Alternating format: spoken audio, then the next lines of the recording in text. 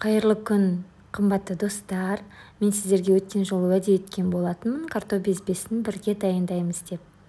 Ендеше өте дәмді және тез дайындалатын, балаларға ұнайтын, екінші кез келген ыстық тағаммен жақсы үйлесетін гарнирді бірге жасайтын боламыз. Ол үшін менің каналыма тіркеліп, лайк басуды ұмытпаңыздар. Ең алдымен осындай кастрюльге жуылған таза картоптарымызды бірнеше бөліктерге бөлеміз.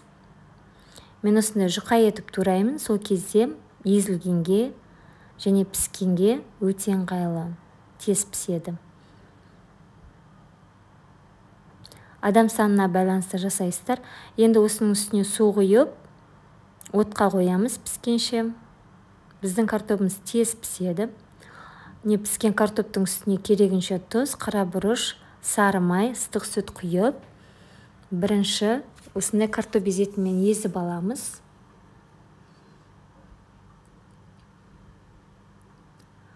Одан соң миксермен жақсылап осылай айналдырамыз.